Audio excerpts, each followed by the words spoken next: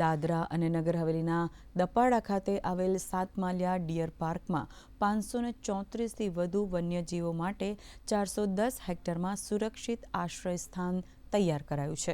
ઉનાળાની કાળઝાળ ગરમીમાં વન વિભાગ દ્વારા પ્રાણીઓને પૌષ્ટિક આહાર અને પીવા માટે પાઇપલાઇન દ્વારા અદ્યતન પાણીની સુવિધા પૂરી પાડીને તેમની વિશેષ કાળજી લેવામાં આવી રહી છે।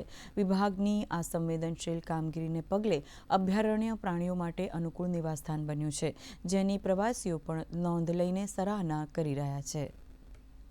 અહીંયા વાઇલ્ડ લાઇફ સેન્ચ્યુરી એરિયામાં કુલ 500-550 જેટલા વન્યજીવો છે। એમાં ચિત્તલ, સાંભર અને નીલગાય છે। અને આ વિસ્તાર લગભગ 410 હેક્ટરમાં આવેલું છે અને વન્ય પ્રાણીઓને ખાવા માટે પૂરતું ખોરાક મળે એના માટે સુવિધા કરવામાં આવી છે।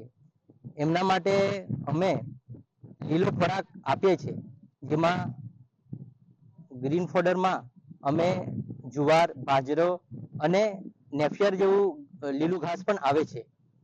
અહીંયા એમને ઉનાળામાં પૂરતું પીવાનું પાણી મળે તે માટે સુવિધા પણ કરવામાં આવી છે, જેમાં 5 અલગ અલગ હોજ છે, જેમાં અમે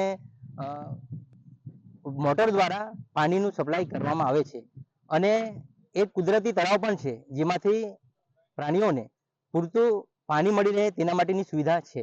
અમે અહીંયા વન્ય પ્રાણીઓને જોવા માટે અહીં આવ્યા છે અને અમને ખૂબ જ આનંદ થયો। તે અહીંયા ખૂબ જ તંદુરસ્ત છે, તે લોકોને પ્રોપર ખોરાક એવું મળે છે અને ફોરેસ્ટ વિભાગ થ્રુ તે લોકોને ખૂબ જ તેમની કાળજી રાખવામાં આવે છે। સાકરતોડ નદીમાંથી 2.5 લાખ લીટર જેટલું પાણી સંપમાં ભેગું કરીને એને ઓઢતે ટાંકી અંદર લાવી વન્ય અભયારણ્યના 11 જેટલા સંપની અંદર અને તળાવોની અંદર ઠાલવવામાં આવે છે, જેથી કરીને એમને પૂરતા પ્રમાણમાં પાણી મળી રહે।